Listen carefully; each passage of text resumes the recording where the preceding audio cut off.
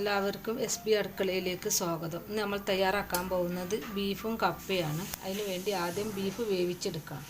1 kilo ബീഫാണ്. അത് നമുക്ക് മസാല എങ്ങനെ കൂട്ടണമെന്ന് നോക്കാം. 1 സ്പൂൺ ഉലുവ ഇട്ട് കൊടുക്കുക, 1/4 ടീസ്പൂൺ മഞ്ഞൾപ്പൊടി, 2 സ്പൂൺ മുളക് പൊടി, 2.5 സ്പൂൺ മല്ലിപ്പൊടി, 1.5 സ്പൂൺ ഗരം മസാല, 2 സ്പൂൺ ഇഞ്ചും വെളുത്തുള്ളി പേസ്റ്റ്,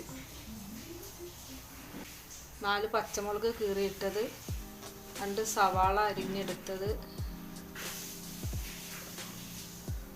2 തക്കാളി, കുറച്ച് കറിവേപ്പില, ഉപ്പ് ആവശ്യത്തിന് ഇട്ട് കൊടുക്കുക. ഇതെല്ലാം കൂടി നല്ലപോലെ ഒന്ന് കുഴച്ചെടുക്കണം.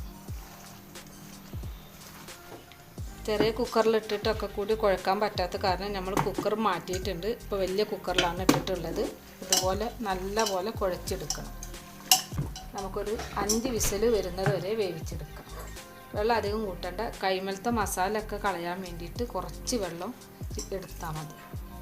ഇത്ര വെള്ളം വെച്ചാൽ മതി. ഇതിൽ ബീഫിൽ വെള്ളം ഉണ്ടാവും. വെന്ത് വരുമ്പോൾ നമുക്കത് അടച്ച് വെച്ച് വേവിച്ചെടുക്കാം.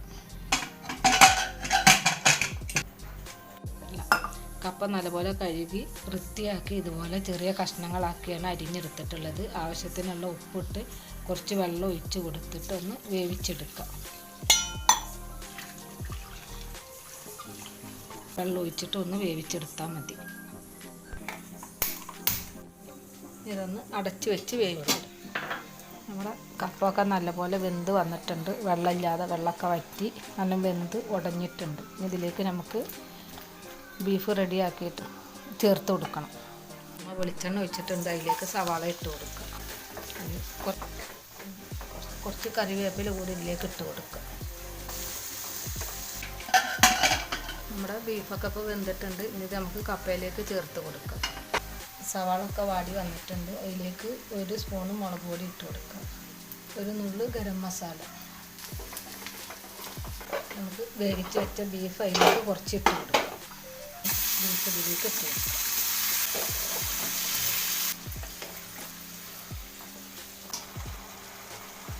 കപ്പയിലേക്ക് ചേർത്ത് കൊടുക്കുക.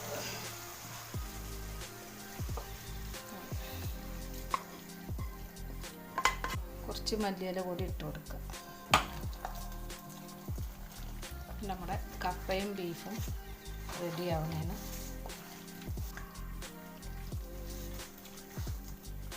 നമ്മുടെ കപ്പയും ബീഫും ഇവിടെ റെഡി ആയിട്ടുണ്ട്. എല്ലാവരും വീട്ടിൽ ട്രൈ ചെയ്ത് നോക്കുക. വീഡിയോ ഇഷ്ടമായ ലൈക്ക് ചെയ്ത് സബ്സ്ക്രൈബ് ചെയ്ത് സപ്പോർട്ട് ചെയ്യുക.